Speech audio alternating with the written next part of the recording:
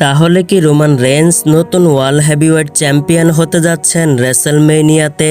বিশেষ করে রেসলমেনিয়া 42-এর সবচাইতে বড় ম্যাচ ওয়ার্ল্ড হেভিওয়েট চ্যাম্পিয়নশিপ ম্যাচটি দেখার জন্য দর্শকরা অপেক্ষা করছে, যেখানে মুখোমুখি হতে যাচ্ছেন একদিকে world heavyweight champion CM punk, অপরদিকে 2026 সালের royal Rumble winner Roman Reigns.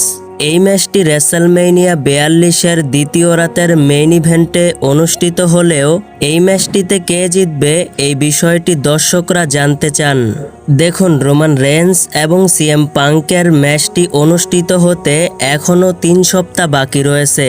তবে এই ম্যাচের ব্যাটিং অর্সের কথা শুনলে আপনারা আশ্চর্য হয়ে যাবেন। অলরেডি মানডে নাইট রয়ের এপিসোডে সিএম পাঙ্ক রোমান রেইন্সকে আক্রমণ করেছেন। রোমান রেইন্স তিনিও সিএম পাঙ্ককে ভয়াবহ আক্রমণ করে ডিস্ট্রয় করেছেন।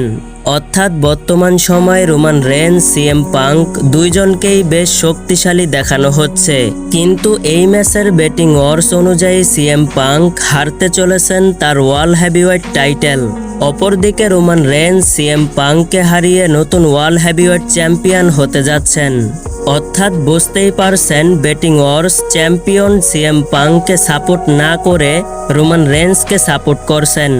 এক কথায় বলতে গেলে রেসলমেনিয়া 42-এ সিএম পাঙ্ক টাইটেল হারা হতে পারেন, অপরদিকে রোমান রেইন্স নতুন ওয়ার্ল্ড হেভিওয়েট চ্যাম্পিয়ন হতে পারেন।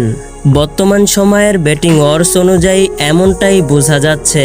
তবে আপনারা কাকে সাপোর্ট করেন, সিএম পাঙ্ককে নাকি রোমান রেইন্সকে? অর্থাৎ চ্যাম্পিয়ন হিসাবে কাকে দেখতে চান? অবশ্যই কমেন্ট করে জানাবেন। ভিডিওটি ভালো লাগলে অবশ্যই লাইক দিবেন। এই চ্যানেলে রেসলিং সম্পর্কে ভিডিও পেতে অবশ্যই চ্যানেলটিকে সাবস্ক্রাইব করে পাশেই থাকবেন। ধন্যবাদ।